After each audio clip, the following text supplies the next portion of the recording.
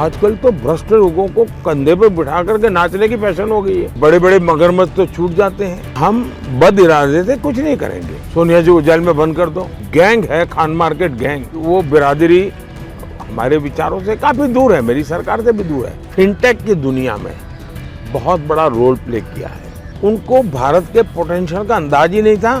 Centre में मेरा nation, centre में मेरा भारत। पहले तो मैं आपकी टीम को बधाई देता हूं भाई कि इतने कम समय में आप लोगों ने अच्छी जगह बनाई है और एक प्रकार से ग्रास रूट लेवल की जो बारीक बारीक जानकारियां हैं वो शायद आपके माध्यम से जल्दी पहुंचती है, तो आपकी पूरी टीम बधाई के पात्र हैं। सर, पहला सवाल हमारा ये है कि आजकल राहुल गांधी और अरविंद केजरीवाल को लेकर पाकिस्तान में इतना एंडोर्समेंट क्यों मिल रहा है, आपको क्या लगता है? और 370 खत्म होने से लेकर आज तक हर मौके पर पाकिस्तान से उनके पक्ष में आवाज़ें आती हैं। देखिए, चुनाव भारत का है और भारत का लोकतंत्र बहुत ही मैच्योर्ड है, तंदुरुस्त परंपराएं हैं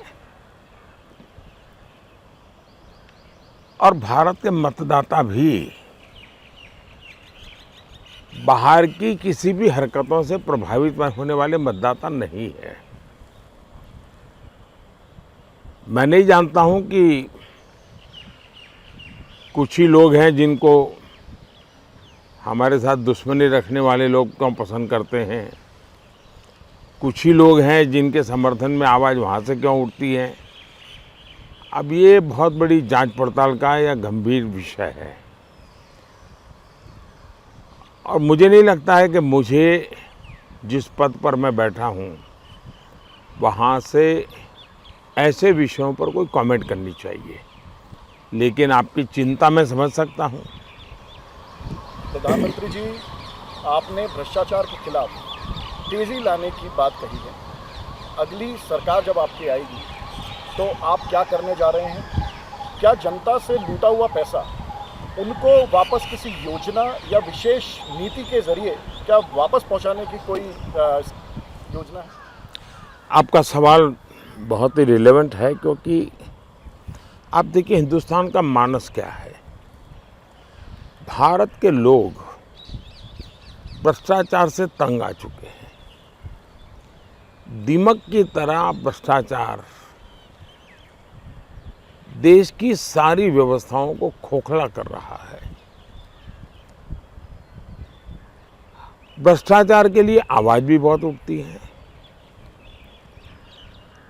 जब मैं 2013-14 में चुनाव के समय भाषण करता था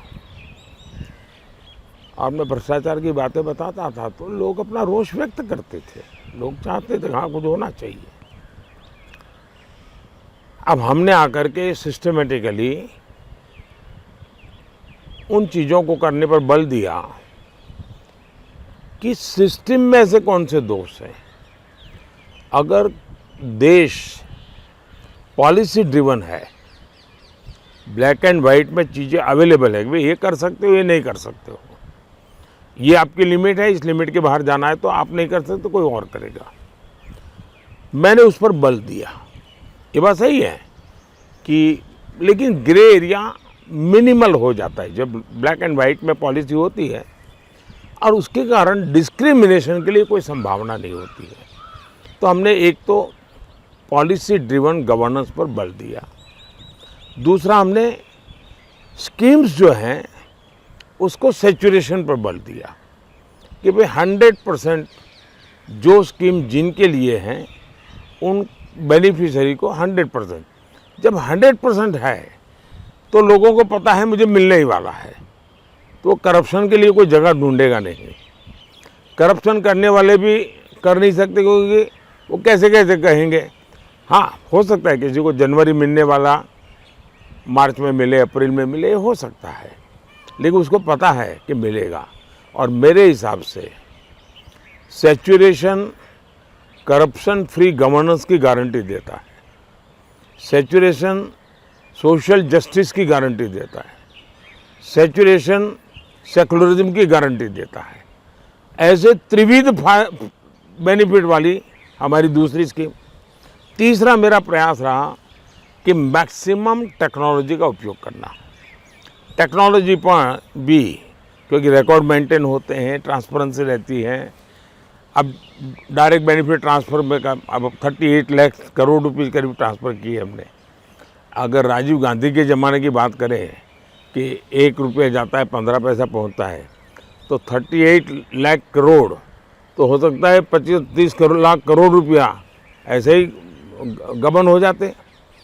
तो हमने टेक्नोलॉजी का भरपूर उपयोग किया है।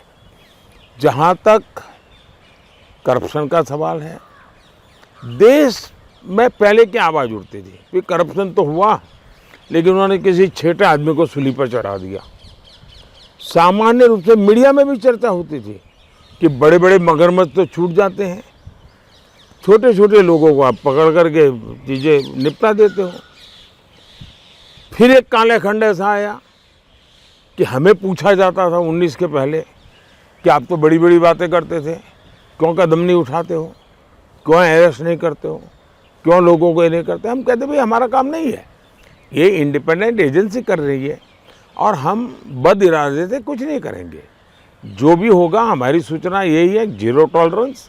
दूसरा, तथ्यों के आधार पर ही एक्शन होना चाहिए, परसेप्शन के आधार पर नहीं होना चाहिए।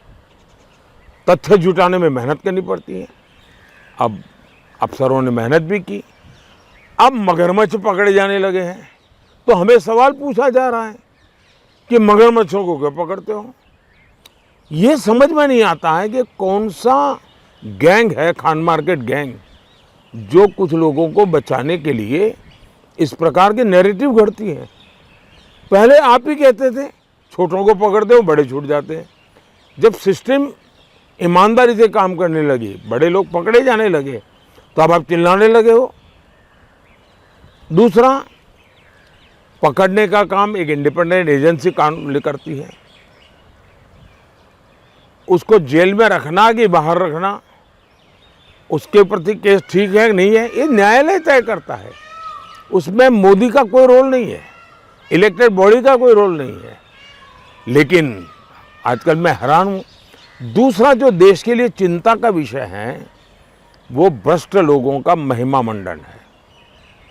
हमारे देश में कभी भी भ्रष्टाचार में पकड़े गए लोग या किसी को आरोप भी लगा तो लोग 100 कदम दूर रहते थे। आजकल तो भ्रष्ट लोगों को कंधे पर बिठा करके नाचने की फैशन हो गई है। तीसरा प्रॉब्लम है, जो लोग कल तक जिन बातों की वकालत करते थे, आज अगर वही चीज़ें हो रही हैं तो उसका विरोध कर रहे हैं। पहले तो वही लोग कहते थे सोनिया जी को जेल में बंद कर दो, फलाने को जेल में बंद कर दो, और आप वही लोग चिल्लाते हैं। और इसलिए मैं मानता हूँ आप जैसे मीडिया का काम है कि लोगों से पूछे कि भाई बताइए, छोटे लोग जेल जाने के मगरमच्छ जलने चाहिए। पूछो ना जरा पब्लिक को क्या ओपिनियन है, ओपिनियन बनाइए आप लोग। प्रधानमंत्री जी, नेहरू से लेकर राहुल गांधी तक सबने गरीबी हटाने की बात तो की, लेकिन जब आप आए तो आपने आत्मनिर्भर भारत पर जोर दिया। इसको लेकर कैसे रणनीति तैयार करते हैं, चाहे वो प्रधानमंत्री स्वनिधि योजना हो, प्रधानमंत्री मुद्रा योजना हो, या फिर पीएम विश्वकर्मा योजना हो, मतलब नीचे से ग्रासरूट लेवल से आपने योजनाएं। देखिए, हमारे देश में जो नैरेटिव गढ़ने वाले लोग हैं, उन्होंने देश का इतना नुकसान किया। पहले चीज़ें बाहर से आती थी तो कहते देखिए देश को बेच रहे हैं, सब बाहर से लाते हैं।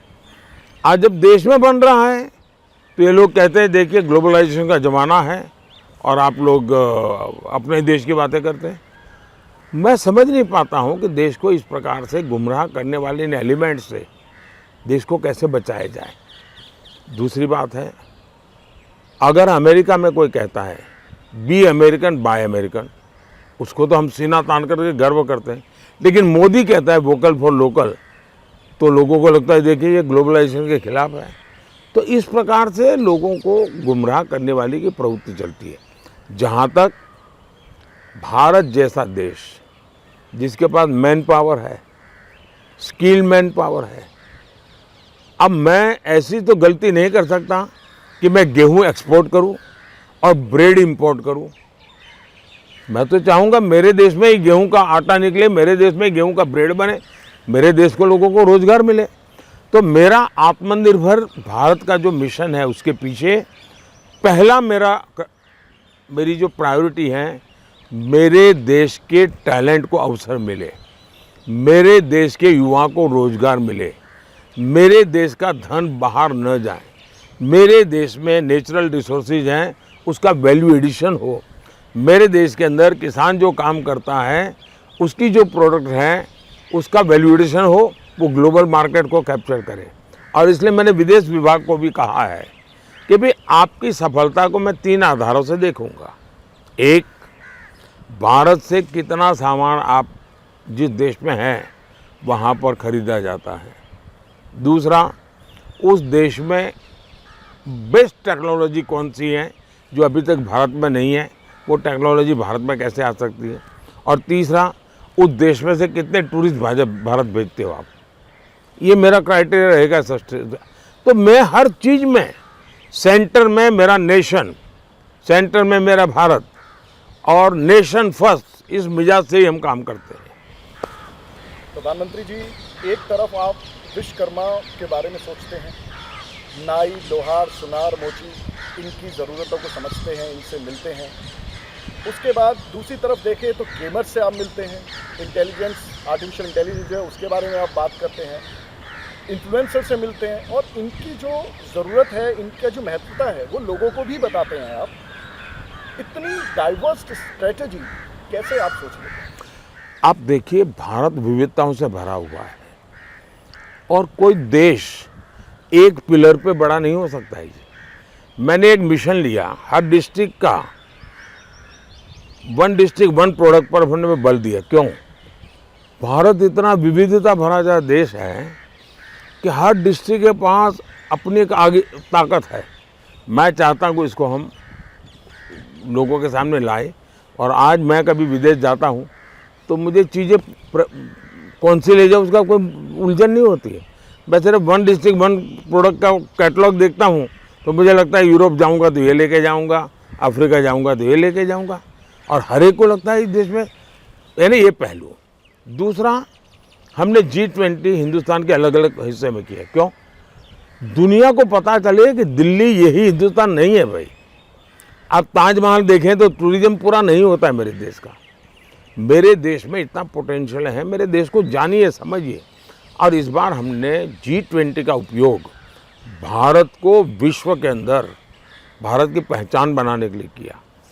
दुनिया की भारत के प्रति क्यूरियोसिटी बढ़े, इसमें हमने बड़ी सफलता पाई है। क्योंकि दुनिया के करीब 1 लाख नीति निर्धारक ऐसे लोग G20 समूहों की मीटिंगों में, 200 मीटिंगें हुई, आए, अलग अलग जगह पे गए। उन्होंने वो जगह को देखा, सुना भी नहीं था, देखा। वो अपने देश के साथ कोरिलेट करने लगे, वो वहाँ जाकर के बातें करने लगे। मैं देख रहा हूँ G20 के कारण लोग आजकल काफ़ी टूरिस्टों को यहाँ भेज रहे हैं। तो मेरे देश का टूरिज्म उसी प्रकार से आपने देखा कि मैंने स्टार्टअप वालों की कभी मीटिंग की थी, मैं वर्कशॉप करता था। आज से मैं 7-8 साल पहले, 10 साल पहले, शुरू में, यानी मैं 14 में आया, उसके 15-16 के भीतर मैंने जो नए स्टार्टअप्स की दुनिया शुरू हुई उनकी मैंने ऐसे वर्कशॉप किए। तो मैं अलग अलग, कभी मैंने स्पोर्ट्स पर्सन्स की, कभी मैंने कोचिज की। इतना ही नहीं, मैंने फिल्म दुनिया वालों के साथ भी ऐसे ही एक मीटिंग की। मैं जानता हूँ कि वो बिरादरी हमारे विचारों से काफ़ी दूर है, मेरी सरकार से भी दूर है, लेकिन मेरा काम था कि उनकी समस्याओं को समझूं। क्योंकि बॉलीवुड अगर ग्लोबल मार्केट में मुझे उपयोगी होता है, अगर मेरे तेलुगु फिल्में दुनिया में पॉपुलर हो सकती है, मेरी तमिल फिल्में दुनिया में पॉपुलर हो सकती है, मुझे तो ग्लोबल मार्केट लेना चाहिए मेरे देश के हर चीज़ का। तो मैंने उसके तो आज यूट्यूब की दुनिया पैदा हुई तो मैंने उनको बुलाया कि भाई आप देश की क्या मदद कर सकते हैं।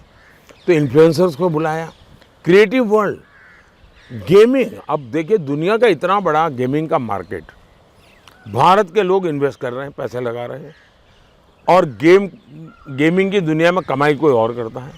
तो मैंने सारे गेमिंग के एक्सपर्ट्स को बुलाया, पहले उनकी समस्याएं समझी। मैंने देश को कहा, मेरी सरकार को, मैंने कहा मुझे अब गेमिंग में भारत की लीडरशिप पक्की करनी है। इतना बड़ा फ्यूचर मार्केट है मेरे देश को। अब तो ओलंपिक में गेमिंग आया है, तो मैं उसमें जोड़ना चाहता हूँ। तो ऐसे सर्व विषयों में एक साथ काम करने के मैं पक्ष में हूँ। उसी प्रकार से देश की जो मूलभूत व्यवस्थाएं हैं आप उसको नज़रअंदाज नहीं कर सकते हैं। हमें गांव का एक मोची होगा, सोनार होगा, कपड़े सिलने वाला होगा, वो भी मेरे देश की बहुत बड़ी शक्ति है। मुझे उसको भी उतना ही तवज्जो देना होगा और इसलिए मेरी सरकार का इंटीग्रेटेड अप्रोच होता है, कॉम्प्रहेंसिव अप्रोच होता है, होलिस्टिक अप्रोच होता है। प्रधानमंत्री जी, डिजिटल इंडिया और मेक इन इंडिया इसका विपक्ष ने मजाक भी उड़ाया था, लेकिन आपकी सरकार की आज की तारीख में एक खास पहचान बन गए हैं और विदेशों में भी अब इस बात का संज्ञान लिया जा रहा है। उसका एक उदाहरण यूपीआई भी है। ये बात सही है कि हमारे देश में जो डिजिटल इंडिया मूवमेंट मैंने शुरू किया तो शुरू में आरोप क्या लगाया उन्होंने लगा कि ये जो सर्विस प्रोवाइडर हैं उनकी भलाई के लिए हो रहा है। इनको समझ ही नहीं आया कि क्षेत्र कितना बड़ा है और 21वीं सदी ये टेक्नोलॉजी ड्रिवन सेंचुरी है। टेक्नोलॉजी आईटी ड्रिवन है। IT is influence by AI. बहुत बड़े प्रभावित क्षेत्र बदलते जा रहे हैं। हमें फ्यूचरिस्टिक चीज़ों को देखना चाहिए। आज अगर यूपीआई ना होता तो कोई मुझे बताए कोविड की लड़ाई हम कैसे लड़ते। दुनिया के समृद्ध देश भी अपने लोगों को पैसे होने के बावजूद भी दे नहीं पाए, हम आराम से दे सकते हैं। आज हम 11 करोड़ किसानों को 30 सेकंड के अंदर पैसा भेज सकते हैं। अब यूपीआई और इतनी यूज़र फ्रेंडली है क्योंकि ये टैलेंट हमारे देश के नौजवानों में है। वो ऐसी प्रोडक्ट बना करके देते हैं कि कोई भी कॉमन मैन इसका उपयोग कर सकता है। आज मैंने कैसे कितने ही लोग देखे जो अपना सोशल मीडिया में अनुभव करते हैं कि हमने 6 मित्रों ने तय किया कि 6 महीने तक जेब में एक पैसा नहीं रखेंगे और देखते हैं क्या होता है। 6 महीने बोले बिना पैसे पूरी दुनिया में हम अपना कारोबार करके आ गए, हमें कोई तकलीफ नहीं हुई। तो हर कसौटी पर खरा उतर रहा है। तो यूपीआई ने इन एक प्रकार से फिनटेक की दुनिया में बहुत बड़ा रोल प्ले किया है और इसके कारण इन दिनों भारत के साथ जुड़े हुए कई देश यूपीआई से जुड़ने को तैयार है क्योंकि अब फिनटेक का युग है। फिनटेक में भारत आज लीड कर रहा है और इसलिए दुर्भाग्य तो इस बात का है कि जब मैं इस विषय को चर्चा कर रहा था तो देश के बड़े बड़े विद्वान जो पार्लियामेंट में बैठे हैं वे इसका मखौल उड़ाते थे, मजाक उड़ाते थे। उनको भारत के पोटेंशियल का अंदाज ही नहीं था और टेक्नोलॉजी के सामर्थ्य का भी अंदाज नहीं था। प्रधानमंत्री जी, हमारा आखिरी सवाल है, इस देश के युवा भारत का इतिहास लिखेंगे ऐसा आप कई बार बोल चुके हैं और फर्स्ट वोटर जो होते हैं, फर्स्ट टाइम वोटर, उनका जो कनेक्ट है मोदी जी के साथ, उसके पीछे का कारण क्या है? एक, मैं उनके एस्पिरेशंस को समझ पाता हूँ।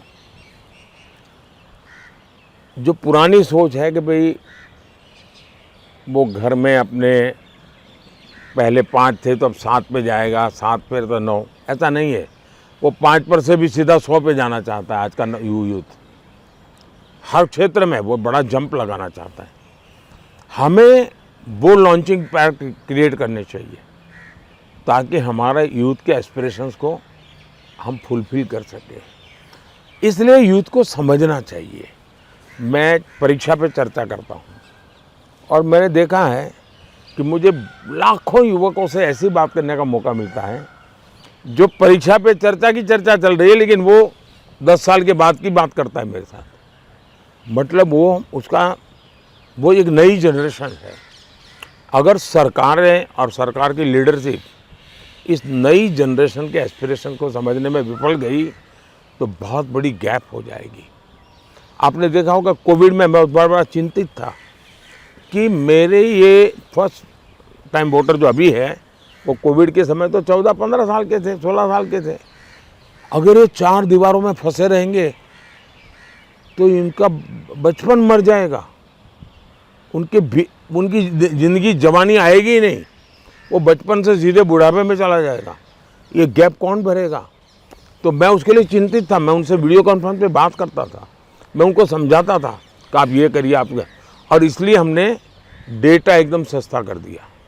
उस समय मेरा डेटा सस्ता करने के पीछे जो लॉजिक था कि वो इजीली इंटरनेट का उपयोग करते हुए नई दुनिया की तरफ मुड़े, और वो हुआ, उसका हमें बेनिफिट हुआ है। भारत ने कोविड की मुसीबतों को अवसर में पलटने में बहुत बड़ा रोल किया है, और आज जो डिजिटल रिवॉल्यूशन आया है, फिनटेक का जो रिवॉल्यूशन आया है, वो हमने आपत्ति को अवसर में पलटा, उसके कारण आया है।